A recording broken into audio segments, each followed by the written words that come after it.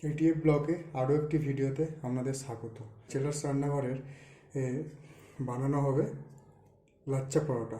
তো আমি আপনাদেরকে 3 রকমের লাচ্চা পরোটা বানানোর পদ্ধতি দেখাবো, যেটা আপনাদের ভালো লাগবে সুবিধা মতো সেটা বানিয়ে নেবেন। আর আমি তো আজ 3 রকমই বানাবো, তিনটেই আমার সুবিধা লাগে এবং খেতেও খুব সুন্দর হয় এবং খুব তাড়াতাড়ি বানানো হয়ে যায়। লাচ্চা পরোটা বানানোর জন্য একটু বড় ধরনেরই লেচি কেটে নেব। এটা আপনারা চাইলে ময়দা দিয়েও বেলতে পারেন, আর আমি এটা আটা দিয়ে বেলে নেব।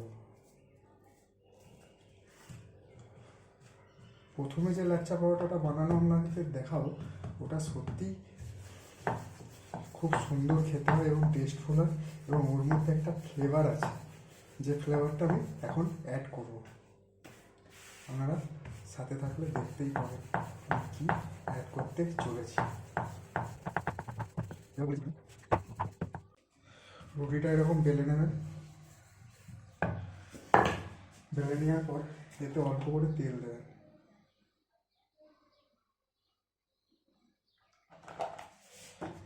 এবং সাথে অল্প আটা,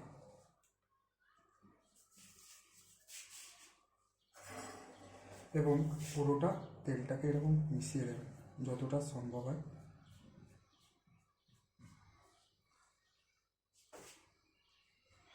হাত ইউজ করবো না ভেবেছিলাম, কিন্তু হাত ইউজ করতেই হলো। এরকম করে নেবেন। এটাকে এরকম করে নেওয়ার পর আপনারা এরকম কেটে নেবেন।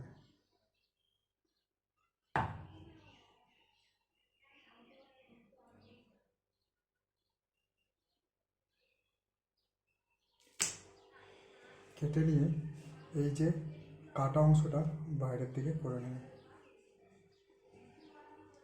বাইরের দিকে করে এরকম মুড়ে নেবেন।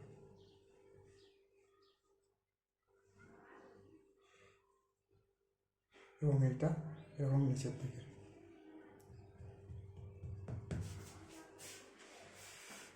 এবং এর মধ্যে আমি অ্যাড করতে চলেছি কিছু পরিমাণ কালো জিরে, যেটা খেতে সত্যি খুব সুন্দর লাগে, এবং সাথে ধনেপাতা অল্প করে, ধনেপাতা।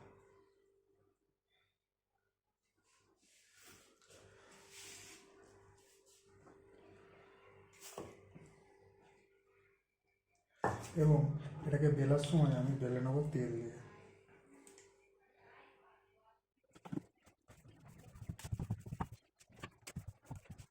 ধনেপাতাটাতে একটু জল থাকার কারণে এরকম ভিজে ভিজে গেছে, তো ওটা কোনো ব্যাপার না, ছাড়িয়ে নেবো। এটা এক প্রকার বেলা হয়ে গেল। এবার এটাকে ভাজার পালা। তো তার জন্য আমি এটাকে গ্যাসটা ওভেনটা জ্বালিয়ে নেব। তাওয়াটা গরম হয়ে গেছে, তো আগে প্রথমে নর্মাল সেঁকে নেব।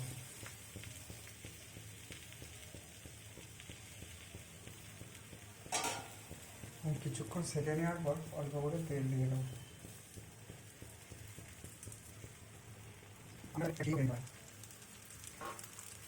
আমার কাছে আমি তেল নেই, ঘি নেই, তো সারা করে আমি ওটা ভেজে নেব।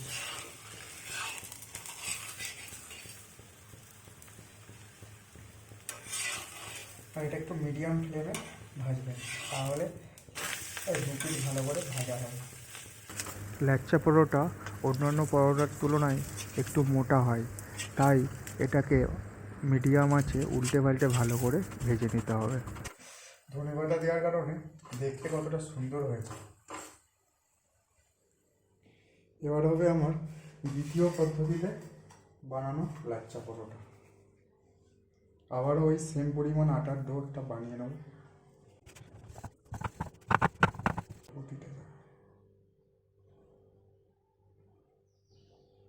রুটিটা বেলার পর আমি কাট দিয়ে নেব।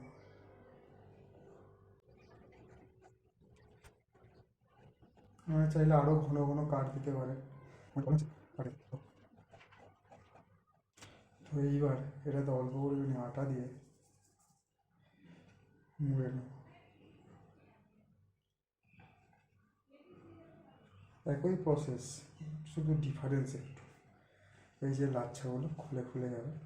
এবার এটা একটু হালকা চেপে নিয়ে এবং মুড়ে নেব। আবারও ওই এটাকে নিচে থেকে মুড়িয়ে নেব। আর এটা বেলার জন্য নিয়ে নেবো অল্প পরিমাণে তেল।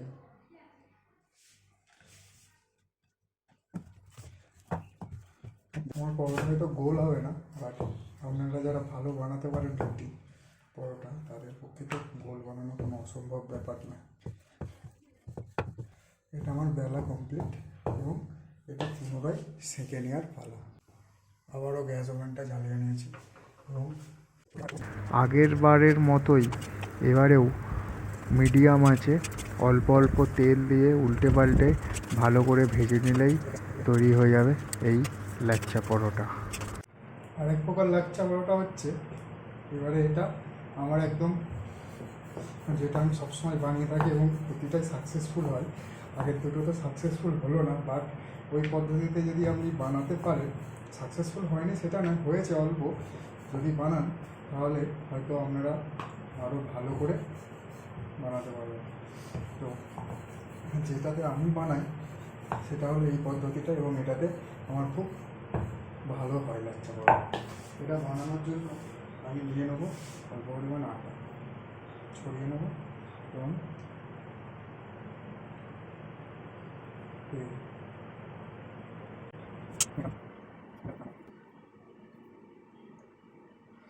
এটা আমি এবং ঝিকঝ্যাক পদ্ধতিতে মুড়ে নেব। মুড়ে নেওয়ার পর যখন গোল করে বানানো হয় লেচিটা, তখন বানিয়ে নেব। এই পদ্ধতিটা শেখা আমার একটা দাদার থেকে, আর বাকিগুলো এর ওর থেকে দেখ। আর এটা আমি একটু তেল মাখানো ভালো করে, এটাতে আমি একটু বেশি তেল দিলাম, আমি এটা বেশি করে তেল দিলাম এবং বেলতে পারলাম। আপনি দেখতে পাবেন প্রতিটা লাচ্ছা আলাদা আলাদা ছেড়ে যাবে ভাজার পর। এক্ষুনি যে বেলছি এটাতেই ছেড়ে যাচ্ছে, হাতে তোলা যাচ্ছে। এখন এটা নিয়ে গিয়ে ভাজার জায়গায়। এই লাচ্ছা পরোটাটাও শুকনো তাওয়াতে উপর নিচে সেঁকে নিয়ে অল্প অল্প তেল দিয়ে মিডিয়াম ফ্লেমে ভালো করে ভেজে নিলাম এবং দেখতেই পাচ্ছেন প্রতিটা লাচ্ছা একটু একটু ছেড়ে যাচ্ছে। এটা সত্যিই খুব সুন্দর হয়।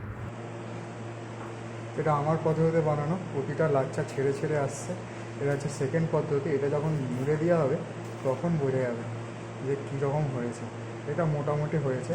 আর এটা হচ্ছে ফ্লেভারফুল ধনিয়া আর কালো জিরে লাচ্ছা। তো এটা এরকম। এবার হচ্ছে সার্ভ করার পালা। আপনারা অবশ্যই বানিয়ে তিনটে পদ্ধতিতেই বানিয়ে খেয়ে দেখবেন, কোনটা সবথেকে ভালো লাগে অবশ্যই কমেন্টে জানাবেন।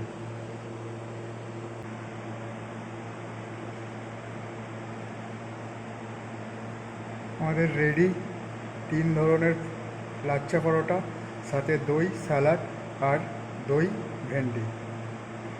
আপনারা অবশ্যই ট্রাই করবেন এবং খেয়ে জানাবেন কোন লাচ্ছা পরোটাটা এই দই ভেন্ডির সাথে সত্যিই খুব সুন্দর লেগেছে। সাথে থাকুন, দেখতে থাকুন আমাদের এই ছোট্ট প্রচেষ্টা কেটিএফ ব্লকের দ্য ব্যাচেলার্স রান্নাঘরের নানা ধরনের নতুন নতুন পুরনো রেসিপি।